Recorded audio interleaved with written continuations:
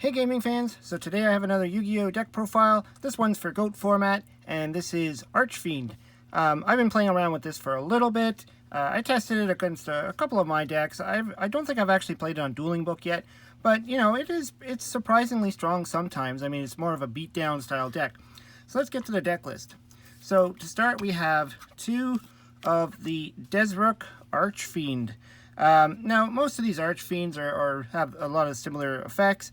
Basically, you need to pay a maintenance cost every turn, and you don't have the option to not pay it.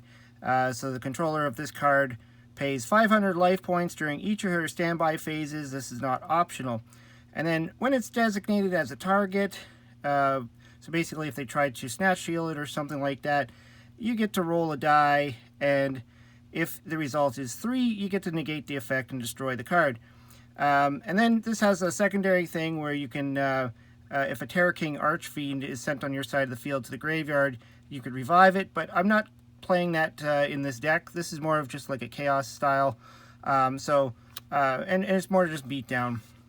So we got two of the Desrook. The thing is, they have 1100 attacks, so they're okay for attacking, but I mean, they're 1800 defense. You could set it, and pretty much most stuff won't be able to run it over. Then we got 3 of the Archfiend Soldier. So these are just vanilla monsters, but they're big. They're dark, they're 1900, and they're an Archfiend, which does come in handy.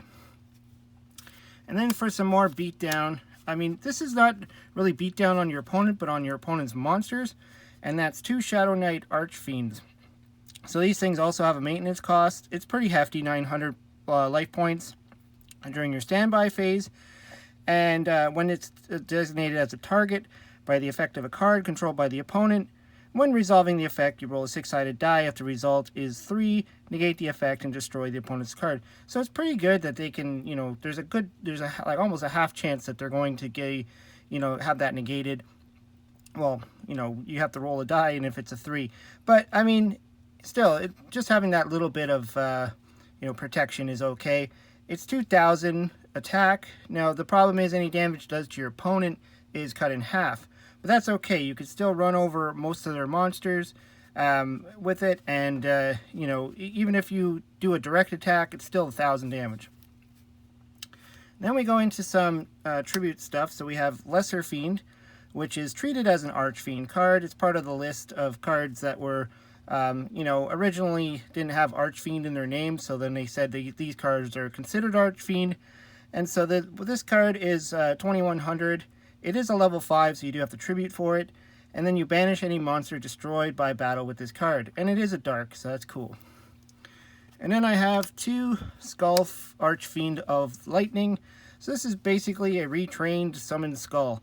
And it has also the maintenance cost. The controller of this card pays 500 life points during each of his or her standby phases. When this card is specifically designated as a target by a card by your opponent, you roll a 6-sided die. If it's a 1, 3, or a 6, negate and destroy this card. So this is actually a 50-50 chance that it's going to negate the card. So that's really good odds. I mean, the other cards, you had to roll a 3. So it's like a 1 in 6 chance, I guess. This is like a 50-50. If I'm getting my math correct here. So that's it for the Archfiend monsters. So then for some support, I put in 2 Magician of Faith, just because we do play a lot of good spells in the deck, and it's always good to bring them back. 2 Dakochis, just for some draw power, and, you know, light and dark. The Magician of Faith is light and dark. And a Tsukiyumi, because we are playing 4 flip monsters, so also we do play some Noblemans in this deck, so it's always good to be able to Tsukiyumi. And Tsukiyumi can run over some stuff too when it flips a monster face down. And we got the standard Breaker, a DD Warrior Lady, and only 1 Chaos monster. I'm not making this like a full-on Chaos build, but just to have the 1 Blackluster Soldier. And, you know, you should be able to summon this guy because there's enough dark and light in the deck to pull him off successfully. Then for the spells, we have the standard Pot of Greed, Graceful Charity. I didn't put in Delinquent Duo because you are spending a lot of life points in this deck, so it might actually hurt you. But I did put in Premature Burials because it's actually beneficial to be able to pull out a monster because you really want to try and rush your opponent as fast as possible. This is like a beatdown aggro deck, So you really want to be putting pressure on your opponent. Then we have Snatch Steal. Same idea, steal your opponent's monster, be able to run them over. Also because you want to be able to tribute for your Lesser Fiends and your Summon Skulls. Then we got 2 Falling Down, which is the Archfiend equivalent of Snatch Steal.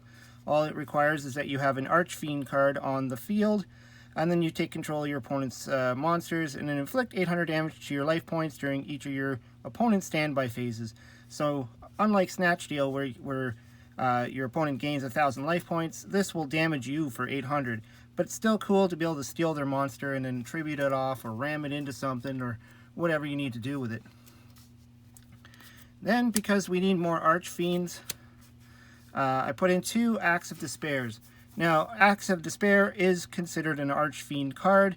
From what I understand, in the Japanese, it's called Demon Axe, which is what the Archfiend is supposed to be called.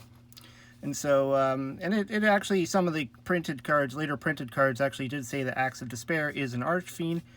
So my thought was you can equip it to either your own monster, or you can equip it to your opponent's monster, and then you can activate Falling Down and steal it, and you've also boosted it up by 1,000, because you do control an Archfiend card. Then we got 3 Book of Moon. For various reasons, you can, slow your opponent down by flipping their stuff down. You could save your own life by flipping your Archfiend down if you're going to take too much damage during the standby phase. So you just flip them down during, the draw phase, just to save your neck. Or, you could use your Nobleman of Crossouts. We got 2 Smashing Ground just to beat some face. Again, we want to remove our opponent's threats really fast and then just keep attacking with them. And of course the 2 Noblemen of Crossouts. Self-explanatory. We play Tsukiyumi, we play 3 Book of Moons, and if your opponent just sets on their, say, turn 1, you get to banish the monster and then attack. And then I'm playing Giant Trunade because we are playing some stuff that we would like to bounce back to our hand as well. Any of your equip cards, your Falling Downs, your Acts of Despairs, Giant Trunade, you can bounce it back. I'm playing that instead of Heavy Storm. You could also play Heavy Storm in this deck if you want. I just figured it'd just be nice to just bounce that stuff back and reuse it.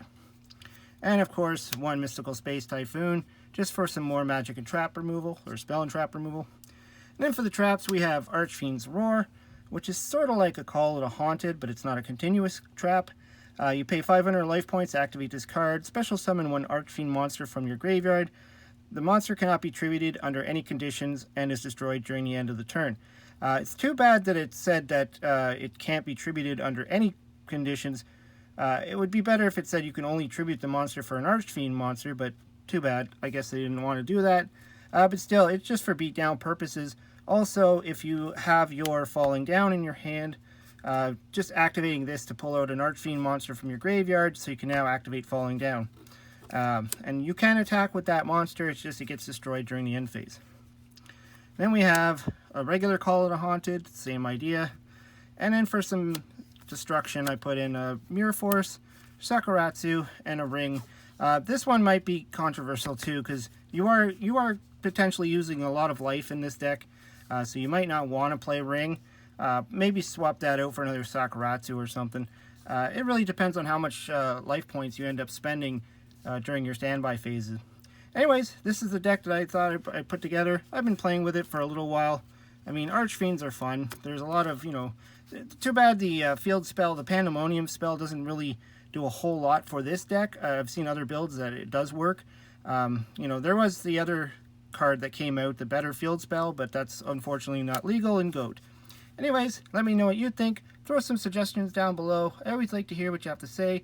Any thoughts or changes you would do to this deck.